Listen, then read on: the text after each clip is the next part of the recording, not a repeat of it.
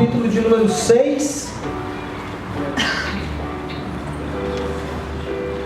Irmãos, o tema da ministração hoje é crendo, sabendo, considerando, oferecendo. Crendo, sabendo, considerando e obedecendo. Vocês vão entender por quê, mas são expressões que Paulo vai usar nesse pequeno grupo de versículos.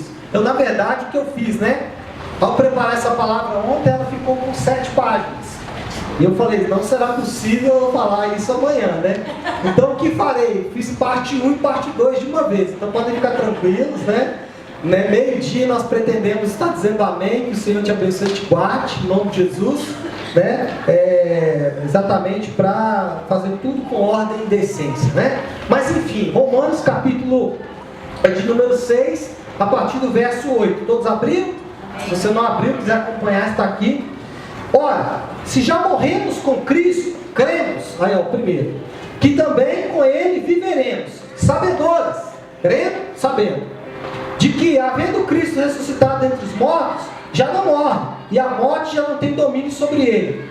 Pois, quanto a ter morrido, de uma vez para sempre morreu para o pecado, mas quanto a viver, vive para Deus. Assim também vós, considerando, mortos para o pecado, mas vivos para Deus em Cristo Jesus. 12. Não reine, portanto, o pecado em vosso corpo mortal, de maneira que obedeçais às suas paixões, nem ofereçais cada um os membros do seu corpo ao pecado como instrumento de iniquidade, mas oferecendo a Deus como ressurreto dentre os mortos, e os vossos membros a Deus como instrumento de justiça, porque o pecado não terá domínio sobre vós, pois não estáis debaixo da lei, e sim da graça. Irmãos, começando aí a parte 1, desse estudo. Eu não virei ele não, não, está tudo ali.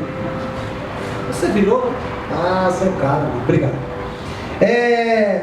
Vamos começar a falar. Nós, na semana passada, começamos a introduzir o assunto que é o próximo tema de Paulo em Romanos, que é a santificação. E eu sempre que você tem que ter em mente algumas coisas. Santificação é diferente de santidade. Santidade nos foi imputada em Jesus Cristo. Jesus Cristo pega o nosso pecado, põe na conta dele, pega a santidade dele e põe na nossa conta. Então nós nos tornamos em Jesus santos. Não tem outra chance de entrar no céu a não ser em santidade. Isso é fato. E isso não é por obras nossas, isso é pela obra dele, único e exclusivamente dele. Pastor, e a santificação? Bom, a santificação é um processo do Espírito Santo em nós, para nos ajudar a vencer o pecado que tão tenazmente nos assedia. A santificação é um processo do Espírito Santo dentro de nós, Lembram lá do texto de Isaías, é branco como a neve, branco como a lã. Ou seja, um aspecto do próprio Deus e um aspecto interior nosso. Então, santificação é um processo que o Espírito Santo desenvolve em nós. E é isso que Paulo está tratando. Nesses textos que começamos a ler, você vai sempre ver o aspecto da santidade. Paulo dizendo, nós somos santos, nós já vencemos o pecado. Aí você fala assim, mas como eu já venci o pecado? Eu peco. Porque ele está falando aqui o quê? O aspecto de santidade. Quando você vê o próprio Paulo falando, olha, existe uma guerra, o bem que eu quero eu não faço, o mal que eu quero eu não faço, você pode pensar assim, isso aqui é uma como é que chama? Quando tem... Não, contradição, obrigado. Isso é uma contradição. Ele falou que já venceu o domínio do pecado, mas aqui está falando que tem uma luta entre o bem e o mal. Como pode isso? É porque quando ele fala, nós já vencemos o pecado, ele está falando da obra de Cristo, de nos santificar. Ou seja, a velha natureza. Irmãos, como essa palavra falou no meu coração? Como é que queimou? Se eu conseguir transferir para vocês o que eu aprendi, a santidade vai ficar tão mais leve. Porque, irmãos, isso é muito impressionante. Isso é impressionante demais. Eu sempre ficava assim, meu Deus, eu não sou crente porque eu não venci o pecado. Paulo fala, nós já vencemos o pecado não tem domínio. E eu ficava assim, mas eu não consigo entender isso. É muito simples. Quando Paulo fala sobre isso, ele está falando sobre a nossa velha natureza. Quando você nasce de novo, você nasce de novo. A velha natureza deixou de existir. Deixou, ela não existe mais. Pastor, mas esse desejo que eu tenho pelo pecado, Paulo chama isso do corpo do pecado, que é os nossos desejos, os nossos instintos. Eles continuam guerreando, querendo voltar para o lugar de onde eles foram expulsos. Isso é fato. Vamos explicar mais sobre isso. Quando nós falamos desse texto que lemos, nós temos que ver que aqui Paulo começa a falar da implicação que há entre a ressurreição de Cristo, entre a morte e a ressurreição de Cristo, e qual o impacto que essa morte e ressurreição teve sobre nós, quais as implicações que a morte e a ressurreição de Cristo teve sobre nós. Voltando um pouquinho, o versículo 8, que foi o que começamos, ele fala assim: olha, se já morremos com Cristo, cremos que também com Ele viveremos, sabedores de que havendo Cristo ressuscitado entre os mortos, já não morre, a morte não tem domínio sobre ele, etc, etc. O que Paulo está determinado aqui a comprovar, meus irmãos, para mim e para você, que Paulo se dispõe a nos ensinar aqui nesse texto, é a importância da nossa união com Cristo. Nós temos exatamente a clara consciência de que agora estamos unidos com Cristo. Quem, pastor? Nós, os que cremos e sabemos que o poder da ressurreição de Cristo triunfou e triunfará sobre nós. Então Paulo está falando o seguinte: aqueles que creem, aqueles que sabem, esse poder vai implicar sobre eles, esse poder vai vir sobre eles. A lógica que Paulo usa aqui é que, se sabemos que morremos quando Cristo morreu no passado, então podemos crer que viveremos com Ele no futuro. O que Paulo está dizendo é o seguinte: irmão, você sabe, você tem certeza, você tem convicção de que Cristo morreu no passado por você? Tem. Então você também tem que ter convicção de que você vai viver com Ele no futuro. Aleluia. Amém? Amém. Então é isso que Paulo está dizendo. Agora, você pode perguntar: pastor, como isso é possível? Bom, ele vai responder: havendo Cristo ressuscitado dentre os mortos, já não morre, e a morte não tem domínio sobre ele. Amém? Amém. A morte não tem domínio sobre Cristo, não é? Vocês concordam com isso? Sim. Todos concordam? Obrigado. Fiz uma armadilha para vocês.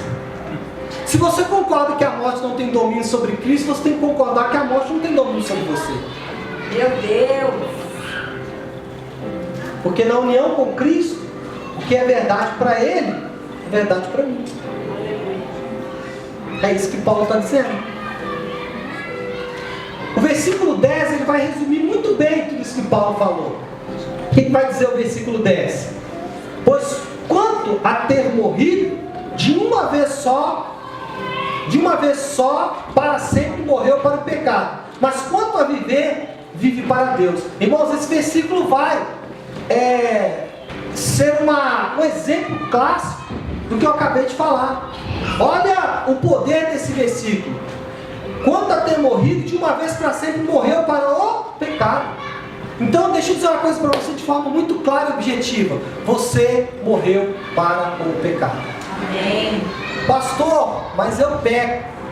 Eu vou te explicar daqui a pouco a diferença do Leonardo que peca hoje com relação ao Leonardo que pecava no passado. E essa diferença faz toda a diferença.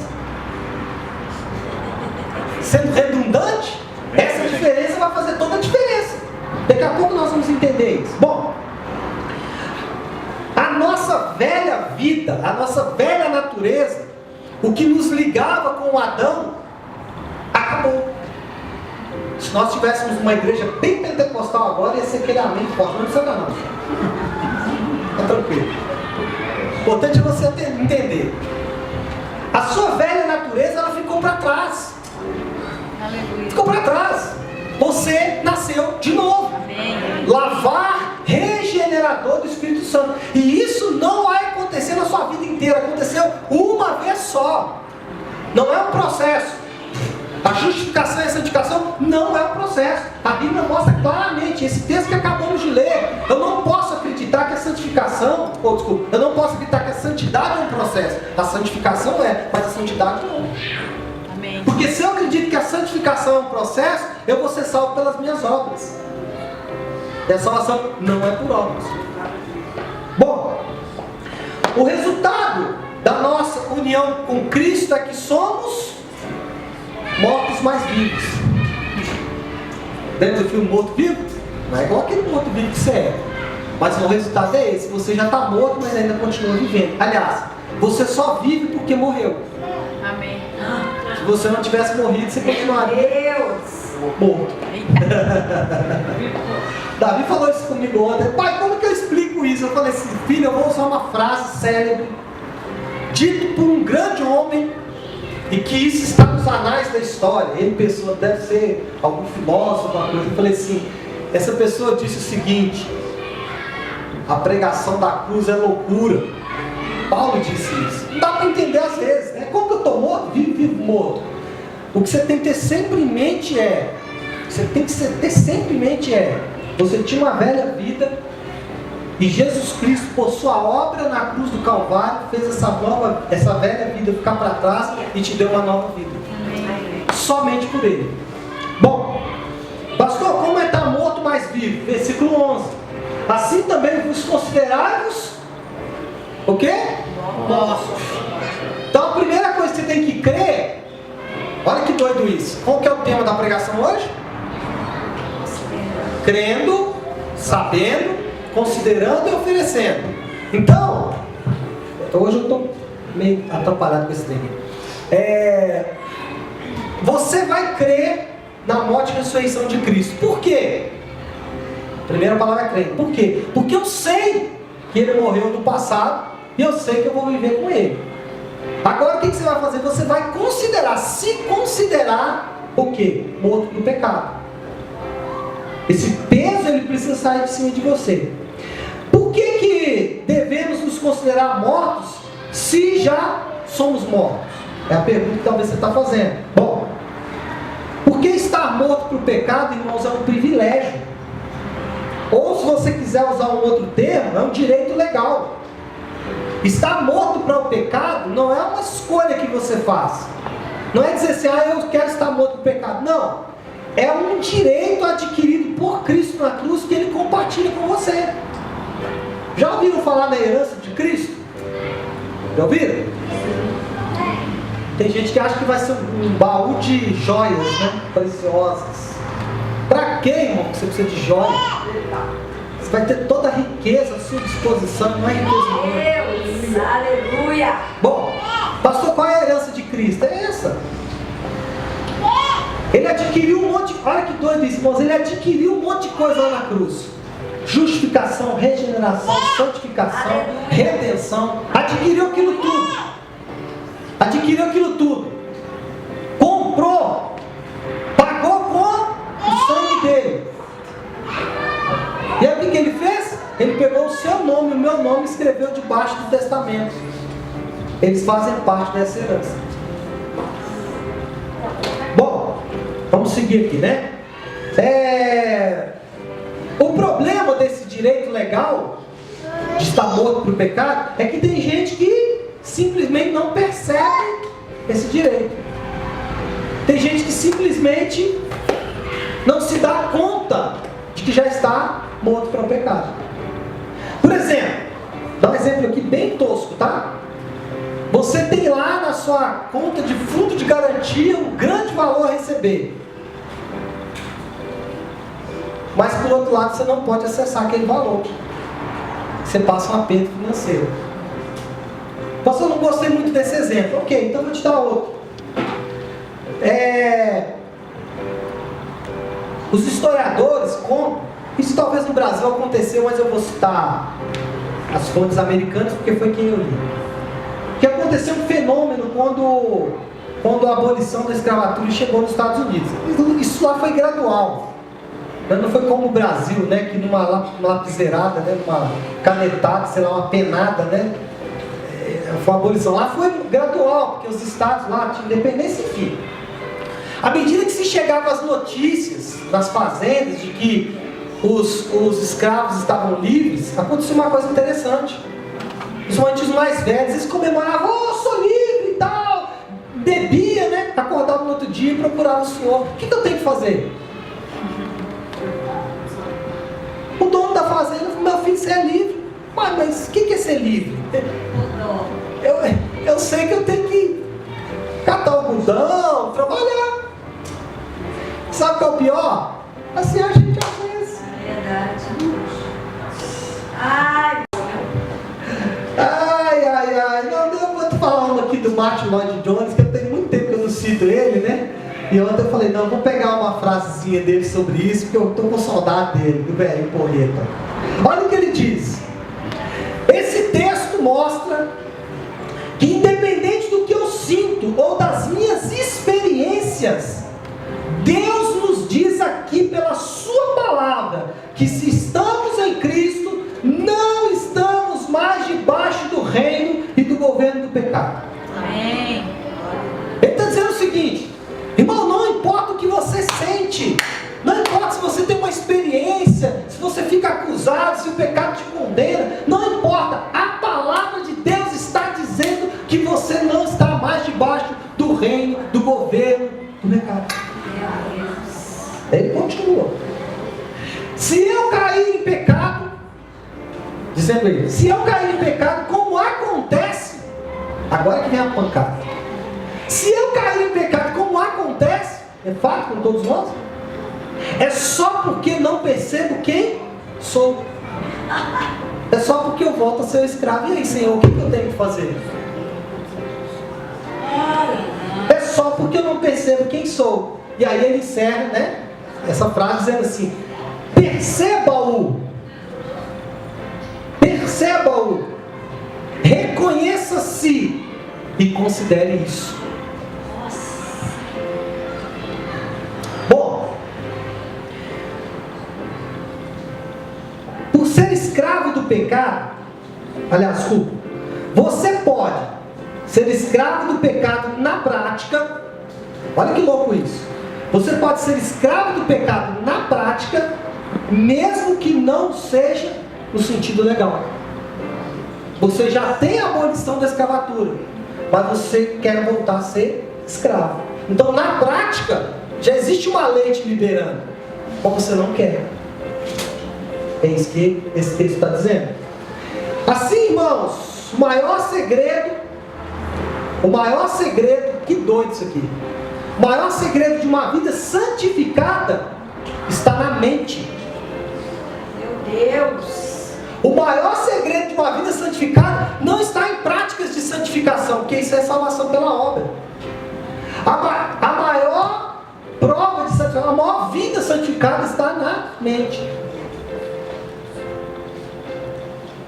Como, pastor Léo? Bom, a vida santificada consiste em 3 coisas. Primeiro, saber que o velho homem foi crucificado com Cristo. Segundo, saber que o batismo em Cristo é o batismo para a ressurreição. Não estou falando batismo nas águas, estou falando do novo nascimento. O novo nascimento é a porta imediata para a entrada de uma nova vida. Terceiro, saber que através de Cristo mudamos de reino. Mudamos de reino. Aleluia. Permita-me fazer apenas um parênteses aqui, rápido, bem rápido. Irmão, não preocupe com o reino humano.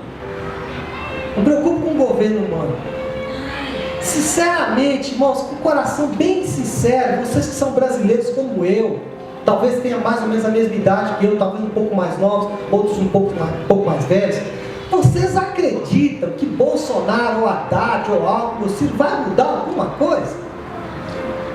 Não tem condições, irmãos. Nós temos um país com uma crise gigantesca. Ah, pastor, eu não tenho que me preocupar com isso. Tem. Lembra-se do que eu falei semana passada, nossas pautas. A pauta do cristianismo é outra. Nós temos que ser veemente contra o aborto. Nós temos que ser veementemente contra o aborto, contra a ideologia de gênero, né? Temos que ser veementemente contra essas coisas. Essas são as nossas pautas. Agora, Bolsonaro, Haddad, não vai mudar, sabe por quê? Nós temos que entender, nós não estamos mais nesse governo. Aleluia. Não estamos. Nosso governo é celestial, nosso reino é outro reino. Lembra de uma frase que eu falei aqui há alguns tempos atrás: o mundo não pode te dar nada, mas também não pode tirar nada de você. Ah, pastor, o mundo vai tirar a nossa liberdade de adorar a Deus. Irmão, eu sou livre aqui dentro, não sou livre aqui fora. Bom, mas enfim, fecha esse parênteses aí. Bom, mudamos então de reino, amém? Isso não exclui o fato de você ter que votar bem, pelo amor de Deus. Principalmente para deputado federal e estadual, que é a principal eleição. Presidente, no final, influencia muito pouco. Senador também. Senador também, obrigado, menina. Senador também. Vota certo, desses aí. Os outros dois também são importantes, mas quem define é essa turma aí. Mas enfim, hoje não é política, eu vou falar de política. Eu vou até com raiva, senão vai ficar com raiva de mim, meu presbítero. John Stott, irmãos, ele diz o seguinte sobre esse texto: precisamos relembrar, ponderar, compreender, registrar essas verdades até que elas se tornem parte integrantes da nossa mente. Que o retorno à vida antiga é algo inconcebível. Yes. John Stott falando: registra, pondera, conversa, considera, lê, estuda sobre isso. Registra essa verdade até que a sua mente possa definitivamente entender que eu faço parte de um outro reino. De um outro reino. De outro reino. Ele continua dizendo: contemplar a possibilidade da volta à vida antes deveria ser tão inconcebível quanto um adulto querer voltar a ser criança. Meu Deus. Ele fala assim: irmão, você querer voltar para a vida antiga é algo tão absurdo como se você quisesse voltar a ser criança. É diferente de alguém que não cresce, né? Tem muitos adultos de 40 anos aí que você dá uma chupeta para ele e fica o dia inteiro com ela. Mas não é o caso. Então, irmãos, o que eu quero deixar claro para você aqui é o seguinte: a nossa união com Cristo rompeu com a nossa velha vida e nos comprometeu com uma vida totalmente nova. E que a porta dessa vida antiga foi fechada definitivamente, não tem jeito. Irmãos, o batismo, e agora estou falando do batismo nas águas, aqui é uma simbologia, é como uma porta entre dois cômodos. O batismo é como uma porta entre dois cômodos. Você só abre uma se você fechar a outra. Você só abre uma se você fechar a outra. A pergunta é: nós já morremos e ressuscitamos. Como poderíamos viver de novo aquilo pelo qual morremos? É o que Paulo fala várias vezes. Quem já morreu, como vive de novo? Como que você pode viver de novo em pecado, uma vida de pecado? Eu não estou dizendo que isso não acontece, vai acontecer, mas você não pode nunca tirar da sua mente que o teu reino mudou. E eu não vou entrar no fato de que, se eu pecar eu vou para o inferno, para o céu, porque isso não está em voga. Porque a gente não pode pecar ou não pecar pelo medo da punição. Isso não é cristianismo. Eu tenho que pecar ou não pecar pelo que foi feito por mim. Se eu consigo olhar pelo grande sacrifício que foi feito para mim e continuar pecando, isso é um problema grave. Muito mais do que ir para o inferno. Bom, a partir de agora surge uma nova questão. Qual que é a questão? Quais são os sinais de que eu estou morto para o pecado? Eu falei, né? Como que eu posso definir que quais são as marcas que eu tenho que mostram que eu faço parte de um outro reino? O que eu posso afirmar que eu faço parte de outro reino? Todos nós que estamos aqui vamos concordar com o que eu vou falar agora. Nós temos duas marcas que vão comprovar que eu não sou mais do reino da morte, mas que eu sou agora do reino da vida. Quais são as marcas, pastor Léo? Versículo 12 até o versículo 13. 12 e 13. Não reine, portanto, o pecado em vosso corpo mortal, de maneira que obedeçais às suas paixões. Nem ofereçais cada um os membros do seu corpo ao pecado, como instrumentos de iniquidade para oferecer-vos a Deus como ressurreto dentre os mortos, e os vossos membros a Deus como instrumentos de justiça. O que Paulo está falando aqui? Quem mudou de reino, ele tem dois sentimentos. Primeiro, sentimento de intolerância. Segundo, sentimento de progresso. O que é isso, pastor Léo? Vamos explicar cada um deles. Às vezes, nós achamos, eu e você, que a ausência de pecado na minha vida, ela vai ser a prova de que eu faço parte do reino de Deus. Então, o principal marco que eu tenho que ter para me ser do reino de Deus é não pecar. Isso acontece com todo mundo ou é só comigo? Acontece com vocês também? Sabe qual é o problema desse conceito? É que depois de muito tentar, eu vou ver que eu não consigo. Que eu não consigo. E aí, meus irmãos, eu vou concluir o quê? Não estou morto por pecado. Isso aconteceu comigo várias vezes, até 2 semanas atrás. E ela se parecia que era uma dança entre reinos, né? Vamos fazer um teatro. Parecia que era uma dança entre reinos. Ali é o reino de Deus, aqui é o reino do diabo. Aí pequei, estou no reino do diabo. Santifiquei, estou no reino de Deus. Pequei, estou no reino do diabo. Santifiquei, estou no reino de Deus. Fica ali girando entre um reino e outro. Por quê? Porque o conceito que eu tenho é o seguinte: se eu estou em santidade, eu sou do reino de Deus. Verdade. Só que não tem, é definitivo. Paulo fala isso: se você já morreu por pecado, como você pode pecar? Bom, pastor, então o que é? Irmãos, uma vida de moralidade exterior, uma vida de moralidade exterior, uma vida de interesse pelo estudo da Bíblia, uma vida de prazer nos deveres religiosos. O que eu estou falando aqui? Eu estou falando de coisas que nós fazemos. Moralidade exterior, né? Todo mundo olha para nós. Sua santidade, o pastor Léo. Falando de semana que vem, ser ouvir de terra. Ai, que lindo. Eu até pensou, cada pastor fala.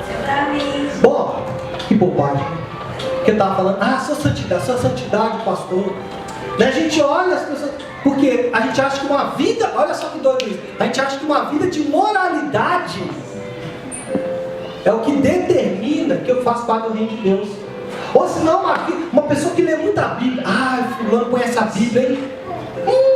Isso conhece a Bíblia, mãe. Começa o louvor, a adoração, ele já... O Marão ele vira a chave. Começa o louvor, ele tum, tchau. Isso é bênção, mas isso não comprova que ele é do reino. Não comprova que eu sou do reino. Não, o pastor Léo conhece muita Bíblia. Isso não é prova. Uma pastora Flávia, ela ama a igreja. Se a pastora Flávia não é de Deus, ninguém mais. Se isso não é do reino de Deus, ninguém mais é. Isso é verdade, pô. Porque se é viciada, ela é quase viciada na igreja. É verdade. Você tem que ver ontem nós fomos visitar a igreja, ela fica assim, olhando os detalhes. Jesus. E a gente acha o seguinte, que essas coisas não, isso é prova, é do reino. É do reino. Irmãos, podemos estar fazendo tudo isso enquanto o pecado continua reinando. Meu Deus. Agora, então o que é, pastor Léo? Bom, o que determina que você é de outro reino é as duas coisas que eu falei. Primeiro, intolerância ao pecado.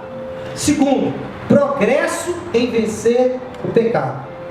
Esses sim, de acordo com esse texto de Paulo, são os sinais mais evidentes de que morremos para o pecado. Vamos explicar cada um deles? Primeiro é tolerância.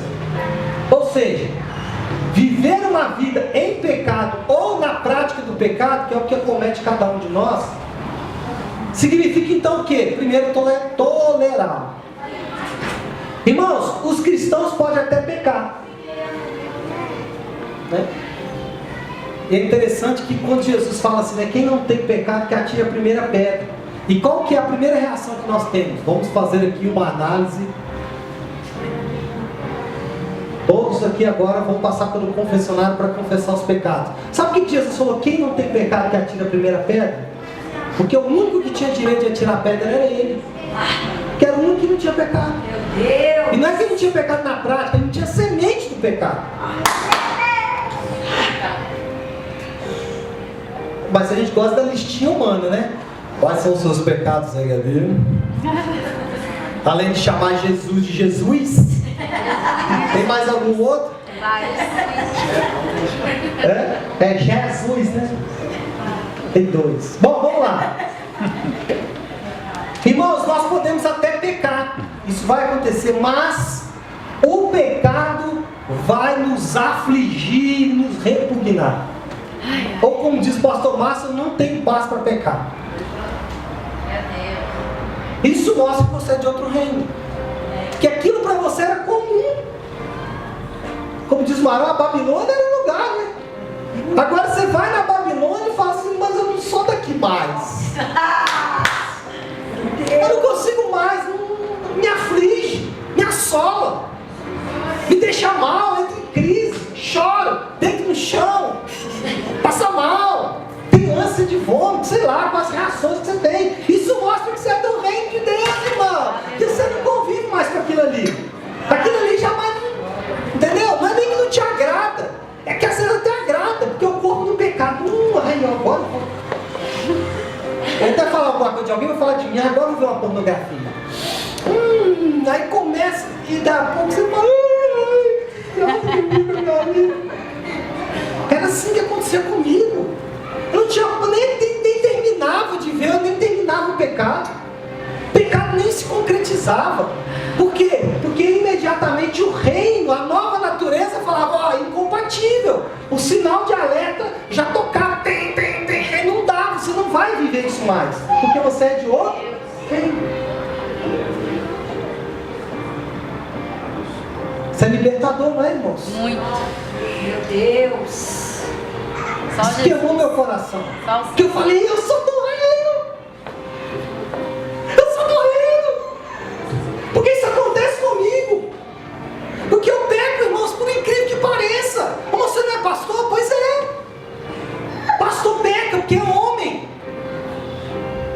Não se apoie no governo humano, irmãos. O governo humano é falho.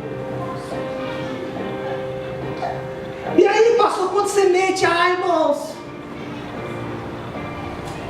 é ruim. É ruim. Não é sempre também não, irmão. Calma aí.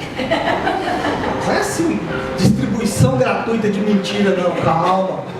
Calma aí. Nem deve ser com ninguém. Por quê? Nós vamos falar daqui a pouco. Progresso. Progresso. Porque uma coisa é a tolerância. Beleza, eu não tolero. Mas eu não tolero, e como eu não tolero, eu vou fazer a festa? Não. Quem é do reino, irmão, ele não tolera e ele progride em vencer. Mas vamos lá. Deixa eu falar primeiro da tolerância. Bom, aflição e repugnância, então, são sinais de que o pecado não domina. Ele só consegue enganá-lo, o pecado só vai nos enganar por completo se você não conseguir ver o que ele é ou não se importar com o que ele é. Então presta atenção. Esse conceito é um conceito que nos dá muita liberdade, mas é perigoso. Porque se você começar a achar que tudo que você tolera também não é pecado, é perigoso. Então mesmo algo que você tolera, mesmo algo que você acha bom, se a palavra de Deus condena como pecado, você tem que achar que é pecado. Você pode ser amante número 1 do aborto, mas a Bíblia diz que isso é assassinato. Então, por melhor que sejam os conceitos do mundo, você vai ter que falar de pecado. Pastor, mas a Bíblia é um negócio retrógrado, então pega ela toda e joga fora. Não vive nada. Não vem falar de Jesus e salvação também não. Ou você abraça tudo, ou não abraça nada. Não dá para flutuar. Não dá. Só no sábado você pode flutuar. E mesmo assim flutuar na palavra. Irmãos, aqui surge um problema. Então, pastor, eu posso continuar pecando desde que não me sinta mal? Não, parafraseando Paulo, né? Não, de modo nenhum. Ele fala isso nesse capítulo 6, né? Por quê, irmãos? Porque aí entra o segundo. Além de não tolerar, você faz progresso. O que eu coloquei? Você faz progresso em relação ao pecado. Você faz progresso. Como assim, pastor Léo? Vamos explicar. Paulo quer dizer que os cristãos não podem viver na prática, não podem mais praticar o pecado por hábito. Paulo está dizendo, não entregue os membros do seu corpo mais. Lá, ó. Nem oferecer cada um membro do seu corpo como instrumento. Ou seja, o que ele está querendo dizer é o seguinte: o cristão ele não vive mais no hábito do pecado, sem que haja o quê?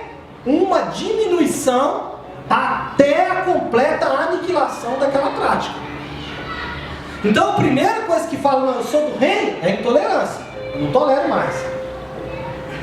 E não é dos outros, eu não tolero, que tem gente que não tolera do outro, né? Falando só um parênteses aqui, né? Eu não tolero a mentira do outro, mas a dele vive bem com ela. Não, eu tolero a minha mentira, o outro não quer saber. Mas enfim, segundo, progresso. Então, beleza, eu menti hoje, agora, não tá nem aí, né? Dá um tempo agora. Trabalha e se esforça para vencer aquilo ali. A palavra de Deus tem ferramentas que Ele nos dá para vencer essas coisas. Meditação das Escrituras, leitura da palavra, tempo de oração, tempo de jejum são ferramentas. Conhecimento das verdades bíblicas são ferramentas para se vencer a prática do pecado. A prática do pecado. Então, meus irmãos,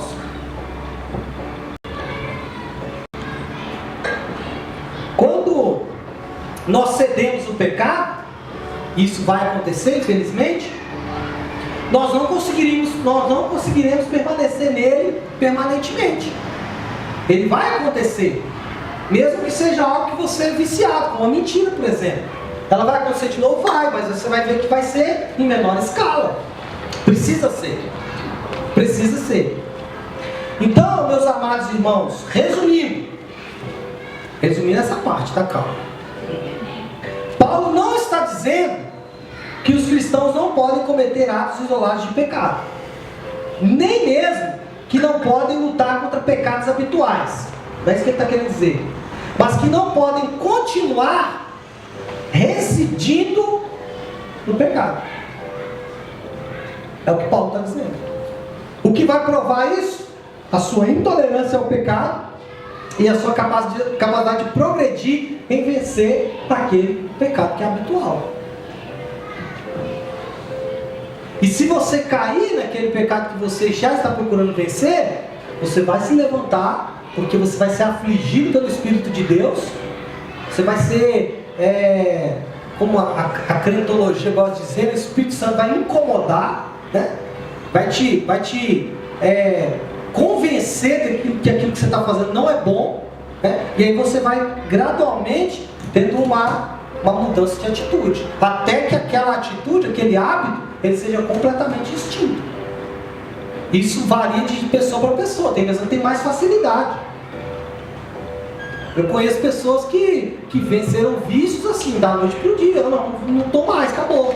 Eu tenho pessoas que a gente tem que ajudá-los durante anos e anos a fio. Porque a pessoa vence um tempo, depois cai, depois vem. O segredo, sempre que eu falo para essas pessoas, é: olha, você é de outro reino. Isso acontece com cada um de nós. Todos nós acabamos passando por isso aí em algum momento.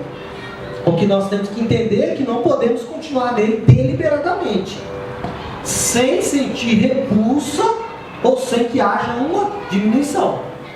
Paulo está falando, você não vai tolerar, você vai diminuir isso aí. Agora, não vivemos mais no pecado, em vez disso fazemos o que? Vivemos para Deus. É isso que Paulo está falando. Amém? Amém. Tudo bem. Bom, vamos concluir essa pregação de hoje. 11h46, hein? Meu Deus. Mas eu vou concluir ainda, não comemoro antecipadamente. Né? Cadê o Paulo? Tá lá fora, eu acho. Ah, tá lá com o Caio. Ele aqui é o meu relógio, né? Ele ia até fazer uma festa aí. Bom, conclusão dessa primeira parte, meus irmãos.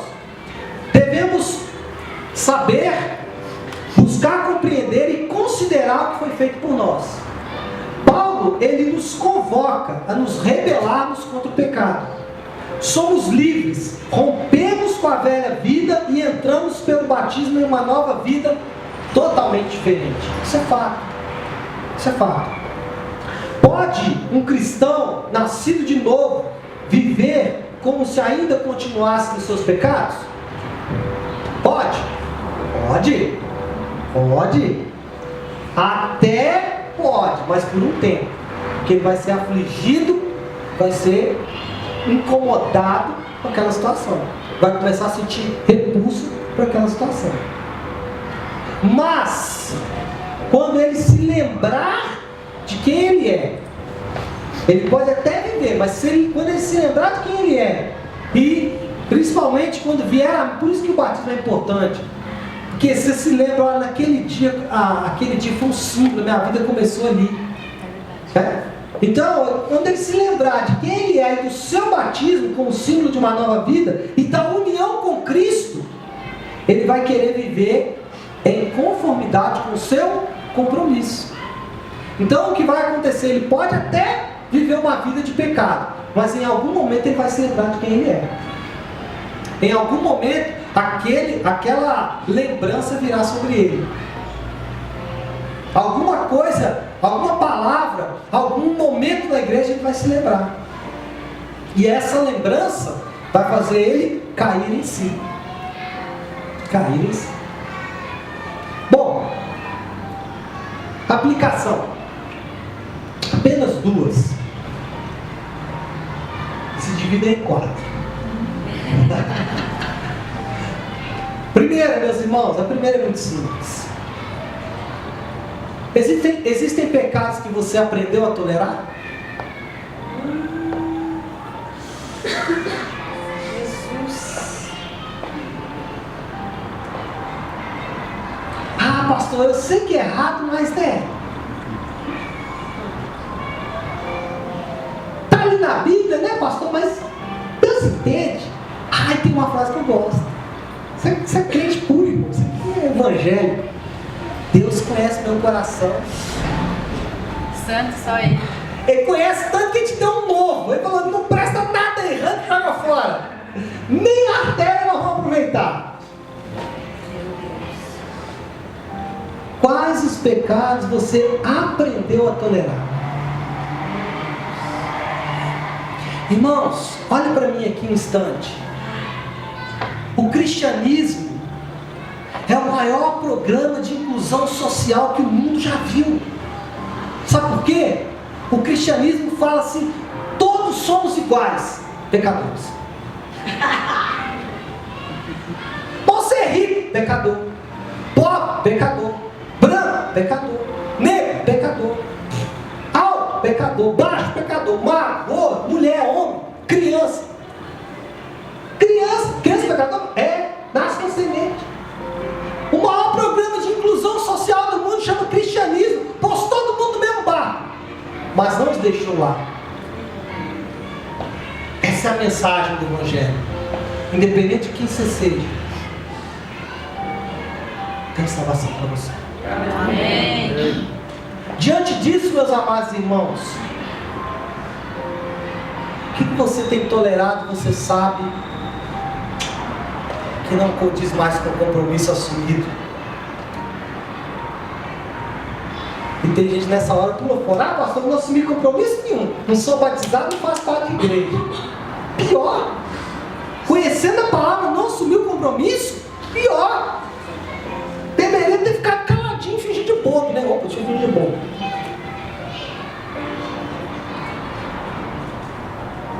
Existem pecados que você aprendeu a tolerar? Primeira aplicação. Segunda aplicação, pastor Léo. Procure saber com mais clareza e regularidade o que significa morrer com Cristo e estar unido com Cristo. Essa é a pauta dos seus estudos. A pauta dos os seus estudos, débitos. Irmão, sabe por que presta atenção. Sabe por que a grande maioria dos leitores da Bíblia não entende a Bíblia? Eu não vou nem pedir para levantar a mão quem lê a Bíblia não entende a Bíblia, que é a grande maioria, inclusive esse que vos fala. É porque nós não conhecemos as expressões da soteriologia, da salvação. A Bíblia se resume na redenção. A Bíblia, ela sempre aponta para o fato de que eu sou incapaz e de que o Deus que é capaz fez o que eu não era capaz de fazer. Irmãos, vejam as histórias. As histórias dos homens da Bíblia são histórias de homens incapazes, que de forma impressionante eles conseguiram vencer desafios. Isso aí não é motivação, isso aí é sinal, isso aí é uma mensagem clara. Vocês precisam de alguém para salvá-los. Olha a história de Davi, olha do muro de Jericó, olha da carruagem de fogo pegando Elias. Sei lá, quem mais nós podíamos lembrar aqui? Davi matando, eu já falei, né? Jonas sendo comido, né? O mais impressionante não é porque assim, o milagre não é o Jonas ser comido. O milagre é ele viver 3 dias e depois ser cuspido. E depois da saída, bater a poeira e falar, vou pregar o evangelho. Então, meus amados irmãos, nós precisamos procurar com clareza entender essas coisas.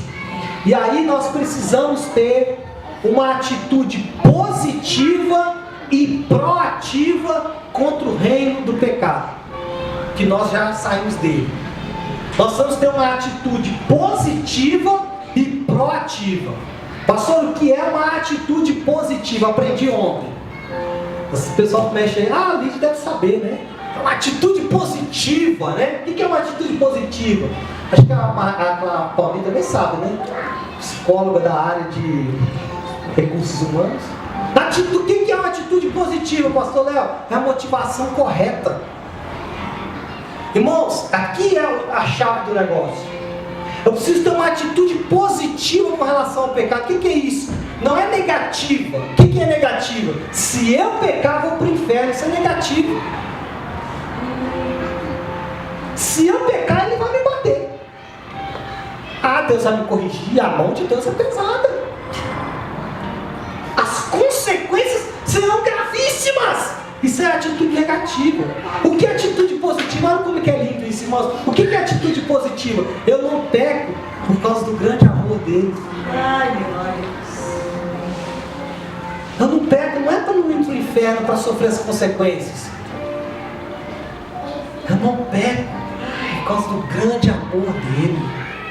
Isso é atitude positiva, motivação correta. Segundo, atitude proativa. Paulo fala, o que ele fala ali? Ofereça o seu corpo, algo que você vai precisar fazer. Algo que você vai precisar fazer. Ofereça o seu corpo, pega o teu corpo e oferece. Amém? Amém. Muito bem, feche seus olhos.